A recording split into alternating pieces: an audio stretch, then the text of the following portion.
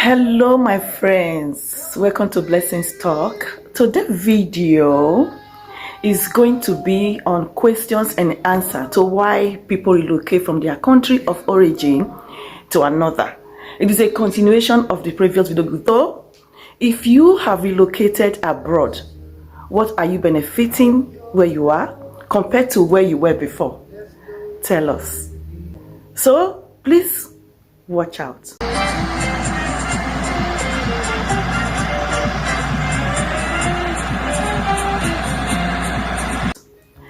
And with me today is one beautiful mama.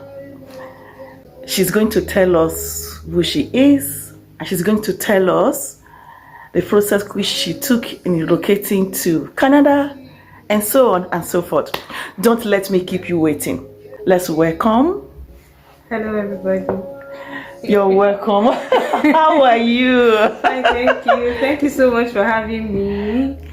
So, tell us your name and tell us the process which you took in relocating to Canada. Then from there we'll ask you questions. Okay. Hello, everyone. Welcome to Blessings channel.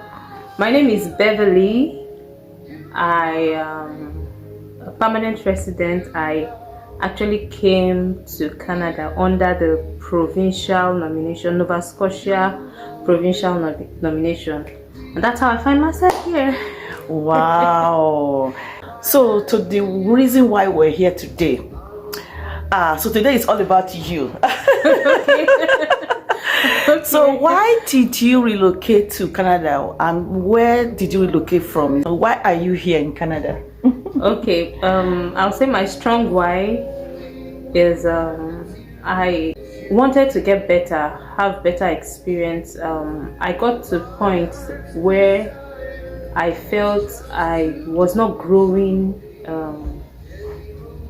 in my profession, and I was just desirous of achieving, expanding my horizon, getting to see what it looks like in the international world. Okay. And that's actually what spurred me to go into the process of seeking to migrate to Canada.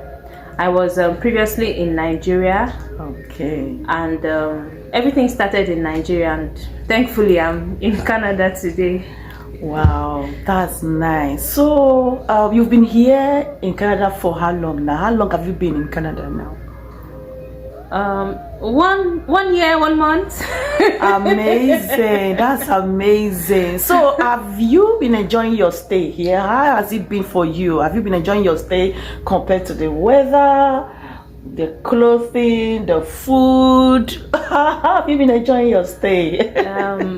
Because it's what I desired for, so I really didn't have lots of cultural shock, because I was actually open to everything. So far everything has been good. I've been able to scale through the weather, I would not say the food, because thankfully I have lots of Nigerian food here. And thanks to her, that is gradually introducing me to some other Canadian dishes and all that. So that one, I don't really have any problem with the food. Then what else? But the clothing, yes. But then everything so far, generally it's been good. I've really not had the that kind of shock that people have when they come, because they live where they have. Well, I've not had that kind of shock. I've been able to really settle into the environment, thankfully. Okay, that's good. So you've been coping with the snow. You just had your first snow, right? I came in February last year, so I witnessed a part of the snow last year. Okay. But I had the full feel of what it means to be in winter this year, because I started from November till February. So most of the time I spent in my house. I had to cut or going out. I spent most of the time in my house because I couldn't match the weather.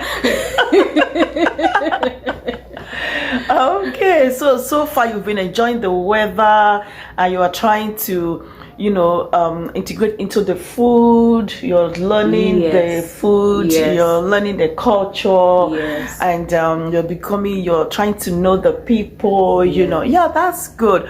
So, what would you have done differently now that you are here outside your country?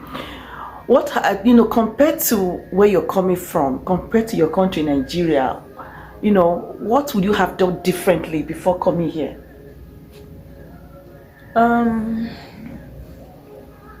The only thing I think I would have done differently before coming here is probably I'd have gotten more internationally recognized certificates. Yeah, that's one thing I would have done differently, because and then I'd have started the process of getting, because I need to write some exams to be able to practice in my profession. So I'd have started that process of getting to understand the exams and registering for the exams before I left, so that I will do like I've spent 1 year here and I've not gotten those certifications I need. So what I would have probably done differently is started the process of getting internationally recognized from Nigeria before leaving. Thank you so much. So sorry, I'm just throwing all the questions on you. Thank you. So do you think that is a good decision leaving your country to Canada? Do you think it's a good decision you made? For me, so far it's actually the best decision I made. I told you that at some point I was no longer growing career wise, and I felt I needed to I feel I need to grow career wise. So the only option I had was to explore new challenges, and I'm glad I took up it's not been easy, living hierarchy. Lots of us left good positions, good everything to come here and start from scratch. So if it's not because I want to have an international experience, I'd have said there's so much I'm losing, but I know that what I'm pursuing is actually greater than what I left, and that's okay for me. It's good. I'm just happy that you're content with your position right now. I see, because you're ready to grow from anywhere that you are right now, ready to grow, because some people will have regrets that they've left, the big money, the big position to come here to start afresh. So I'm glad that you're ready for it, that you're okay with it. Yeah. So because right now you're smiling. So that tells me you're content that even if it's going to take you a longer time to adjust and to get to where you want to be, you're working towards it. Yes. So I'm happy for that. I'm happy. Yeah. So knowing what you know now, would you have left your country to where you are now? Have I asked you that question? No. Okay, so so could you tell us? So knowing what I know now, would I have left? Knowing what I know now, I would have probably left my country when I was much younger. Really? Yes. Really? Because I think I would have covered more ground than what I would cover now, because I'm much older now. So if I had left younger, I would have had more opportunity to explore many other fields, many other things. I would have had opportunity to do a lot more things than I am doing now. And that's it. Okay, thank you. So I will not throw questions on you again. This is the last one. Okay. Last question. So if you are given another opportunity, would you want to go back home? My future plan is actually not to go back home, but to be relevant at home. So if I have an opportunity, not today, probably after I have attained a certain height here, to influence my home, I will do that gladly, because then I'll be ready. I would have the ideas. I'll be able to help. I know that there are lots of people out there who will be encouraged by the things I do, the words that I put out and all that. So I will have, if I have the opportunity, which I know I will in future, I'll want to go back and influence my home too. What will you do when you go back home? Do you have anything in mind? To influence people back home when you go back home. Do you have anything in mind? I'm a public health practitioner, and I hope to grow well in public health here. And there are lots of areas in Nigeria that public health practitioners need to function. There's the environmental health aspect, there's the epidemiology aspect. I'm focusing on environmental health, and I know that anytime when I want to go back, there is lots of things in Nigeria that needs attention with respect to the environment. So I hope to go back and influence the environment. There's so much opportunity in Nigerian environment, and I will not mind keying into it and then helping people in that area. That's amazing. Thank you. What did you miss most in Nigeria? Being here. Okay. What did you miss most? What I missed the most is actually the community of friends. You know, you have friends, you have family, you have occasions. You know, there are lots of occasions where you go meet people different from this place. And so I think what I miss the most is the social life in Nigeria. We have a better social life structure compared to where we are today. Oh, really? Yeah. Okay, actually, I'm enjoying social life more. You know the thing about this place, if you're naturally a quiet person, you don't have any problem with this place. Yes. Yeah, but if you're the kind that loud, if you're loud, you seriously have issues. Then if you're in between loud and being quiet, you'll be able to fit in. You know, sometimes you miss home, and then sometimes you'll be like, well, I can do without it. So I think it's about the temperament. Which type of person are you? I think you're a very quiet person. That's why you're enjoying this. Honestly, I am. I like my space, not my space, as in, I like staying home, you know, moving up and down, cleaning, talking. So you're kind of people will like this place. But I'm really not the social type. But from time to time, I miss some things about the social life in Nigeria. Okay. As for me, blessing, what I miss in Nigeria is the food. More the fresh food. You know, when you're driving on the road, you see people hawking gala, you know, and you can see oh my God. Another thing I miss is that I have to like drive how many kilometers to go buy food. At home, you just come out and you see one kiosk. Come, what do you have? Everything you need, you get from the kiosk beside you. But here you have to travel to go buy. Yeah, you have to drive to McDonald's or anywhere you want to go, and what do you want? You have to tell them and drive around to get it. Oh no, in Nigeria, just there was this pull over. There was this day I was cooking, and I ran out of onions, and I had to stop cooking because I needed to travel to go buy onions. And I was like, oh God, if it's in Nigeria, I would just run through my back door and go to one malam and buy the onions and continue. Even your neighbor will happily give you like, you do have onions there? Just give you. So thank you for honoring our invitation. Thank you for telling us your experiences in Canada.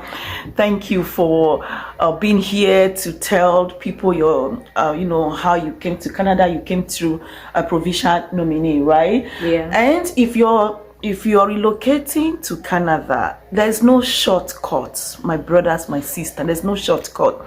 If somebody is telling you, give me $10,000, give me $2,000, I will give you visa, don't accept it. It's Yahoo scam. They call it something you worry, Dagbo. Because if you come to Canada with express entry or province nomination or through marriage, you will get other benefits. You will get child benefit. That means if you have children, the government will support you with some amount that can help you. You know, if you're going to school, like if you're going to NSCC, for example, you will get you will be funded, like they will pay school fees for you. You know, the government will support you, the organization will support you. But if you come here with any shortcut, you won't get any benefit. Think about it. Okay, Canada is sweet, and people of Canada are here with open hands to welcome you. So please leave your comments on your experiences abroad, anywhere you are, what you miss back home. Leave your comments for us. Tell us how to better this channel, and tell us, you know, knowing what you know now, where you are abroad, what would you have done differently comparing to where you're coming from and where you are now? What would you have done differently? Tell us. We'll be expecting you. As for me, I've left Nigeria for almost 16 years. I think what I would have done before leaving Nigeria is to further my education before leaving there. I should have done that. So thank you. Do you have any words you want to tell our viewers today? Hello everyone. I want to encourage you. It's a good thing to desire to leave if you have to, but I want to encourage you to do it the right way, because there's lots of benefits when you do it the right way. And just believe, you know, my coming here, it's actually fate. I just believe that it will happen, and then it worked out for me. So keep your faith strong, do what you have to do rightly, and see you here soon. Please listen to some voice messages sent, telling us about their experiences living abroad. So I relocated to UAE because of my husband's job. He got a job outside Nigeria, and he had a family package. So because he had a family package, a family package as in the company would pay the children's school fees, they would pay medicals, they would pay insurance, they would give us free accommodation, they will give us everything, you know, a lot of benefits to it. And the fact that he was going to get a good salary and an opportunity to be an international staff, yeah, those were the things that really lured me into leaving Nigeria and coming to UAE. Otherwise, I had a good business and I wanted to start a school. I was thinking between a school and a big restaurant. So that actually made me put everything on hold, and I came here to UAE. Okay. Now, if you ask me, UAE is a very good place. I enjoy the place, but the downside is the fact that it's not easy for me to walk. Looking back now, maybe if I had thought about it, I would have gone to school again. But the fact that my husband's job doesn't give me the allowance to do anything extra, because he can come back from work today and it's just say I am going I am traveling to so place to go and, you know, going on business trip, and it could stay there for 2 weeks or 3 weeks or 1 month, you know. So it was difficult for me to now go out and look for a job because I have young children. My last was 6 years old when I came here, and my first was 11 years old.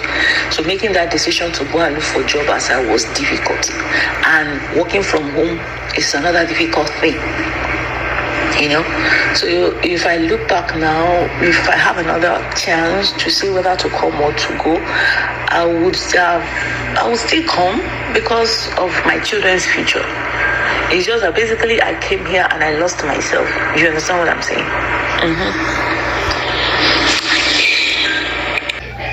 I come to Canada because of my husband.